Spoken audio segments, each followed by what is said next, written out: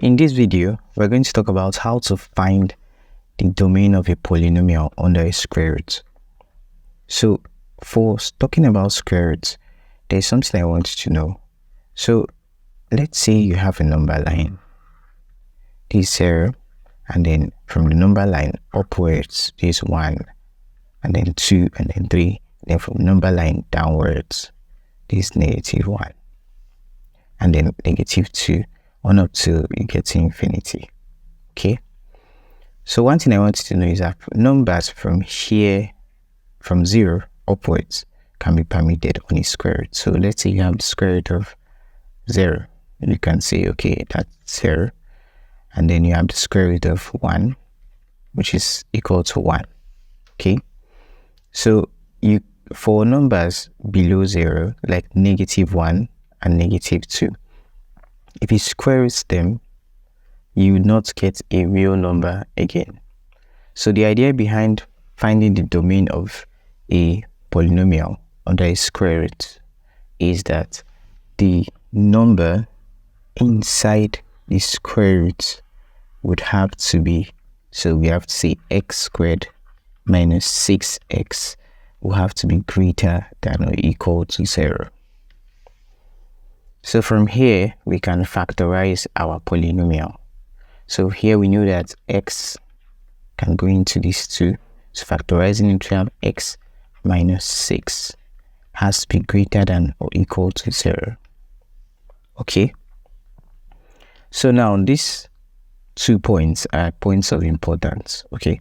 So I'll pluck 2 of them from our inequality sign. So I'll be saying, okay, x is equal to 0 and x minus 6 is also equal to 0. So x is equal to 0. X minus 6 going here, we have x is equal to 6. Okay, so x is equal to 0 or 6. So these are the 2 points of interest that we want to look at for this inequality. Okay, so we wanted to find the point of interest. That was why we did this analysis here. So the point of interest on our number line, we have to draw it on a number line. Okay, so let's say this is our number line, and then point of interest, we have 0, and then on the left side of 0 we have -infinity. Okay, so everything to the left is -infinity, and then between 0 you have 6. Okay, and then on up to the right of 6 you have +infinity. So next up, we need to look at the sign, the inequality sign, because it affects how we dot our number line. So if we have a greater than or equal to, we have a closed number here. So we draw it this way. But if we had a greater than, we would have an open circle here. But in this case, we have a closed circle here. Okay. So for 0 to, we had a greater than or equal to. So this is closed. So next up, what we need to do is that we need to pick a number between 6 and +infinity. Okay, so let's bring this inequality here for simplification's sake. So let's say we have x and then x minus 6 greater than or equal to 0. Okay, so a number between 6 and +infinity, if you plug it here, let's say we picked 7. So if you say 7 is a positive number. Okay, so let's positive here, and then 7 minus 6 is 1. 1 is a positive number, so positive here. So we know that positive times positive will give us a positive number, right? Okay, so let's call this part of the number line positive. Any points picked from here to here will give us a positive on this equation. And we know that the positive satisfies these conditions, that the positive numbers are numbers that are greater than or equal to 0. Okay, so for a number between 0 and 6, so let's say we pick a number 5. So if we pick a number 5 here will be positive, and then 5 minus 6 will be negative. So this time it will be negative. So positive times negative is negative. Okay, So now we know that for the last one, if we pick a number between 0 and negative infinity, let's say -1. Okay, so if you pick a number -1 and we had x open bracket x minus 6. Okay, so -1 is negative here, negative, and then -1 minus 6 is -7, which is negative. So negative times negative is positive. Okay, so we had a positive number here. So the next step is to pick the ones that satisfies our inequality. So the ones that satisfy our inequality is, let's clean up space. So if you look at our inequality wants us to pick numbers that are greater than or equal to 0. So those numbers are between 6 and positive infinity, and between 0 and negative infinity. So to write it in interval notation, the domain of our function will be equal to between 0 minus infinity and 0. Okay, so that's minus infinity open-ended, and then 0 inclusive. Okay, so because of the 0 inclusive, my brackets will be square brackets. Okay, so union, so I'll be unioning the two. So the second interval is between here, so I'll be saying, because here is not involved, any number between here and here should give us less than 0 for inequality. So I'll be picking here, so 6 to positive infinity. So 6 is inclusive, so I'll say 6 and then comma positive infinity. Okay, so that's how to find the domain of a square root function with a polynomial inside.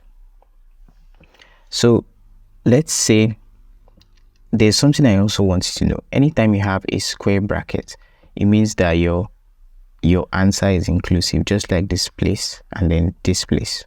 Okay, anytime you have an open bracket, it means that you have a greater than or a less than sign. So you have the open-ended circle on that point. So let's take another example. So you can pause the video and try to solve this one yourself. Okay, so like we did before, we must make sure that the number inside the square root is greater than or equal to 0.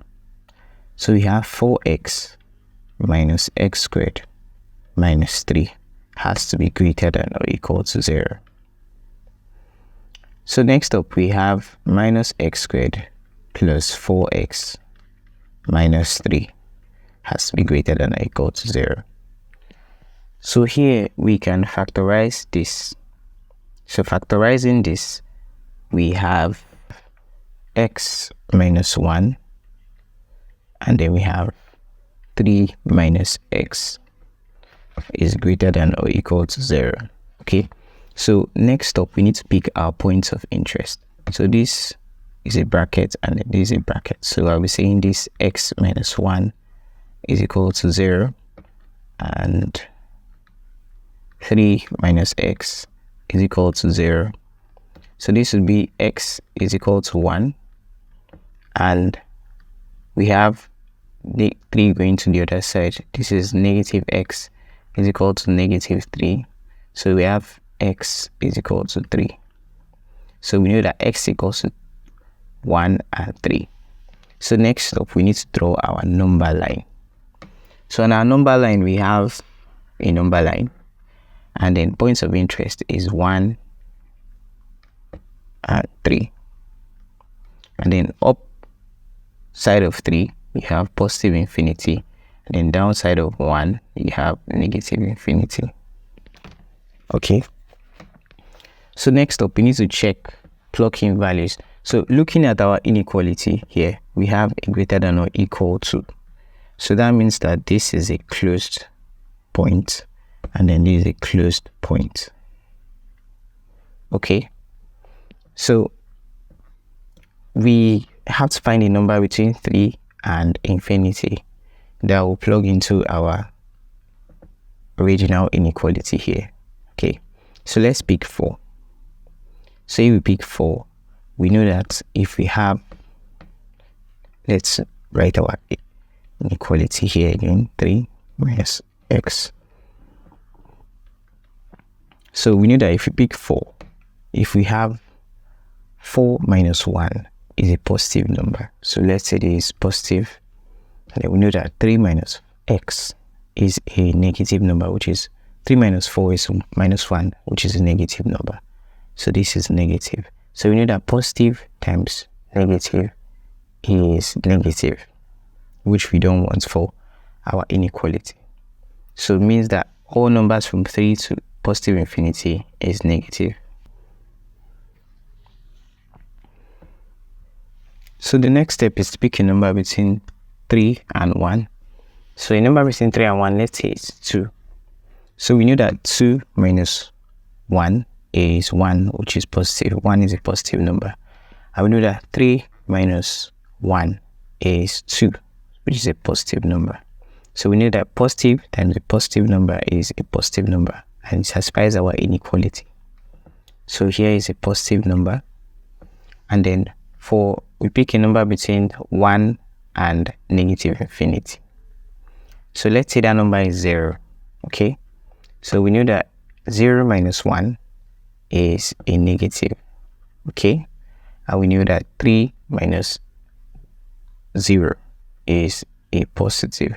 So we know that negative times positive is a negative number, and it doesn't satisfy our inequality. So it's a negative number. So next up, we pick the signs that satisfies our inequality. So the domain of our function is between here and here. So the domain happens to be, because this is a closed point, 1, okay, 2, 3, another closed point. Okay, so I hope you learned from watching this video. Thanks for watching. If you liked it, leave a thumbs up. Subscribe to the channel, it helps. Share with your friends that might find the video helpful. Thanks for watching again.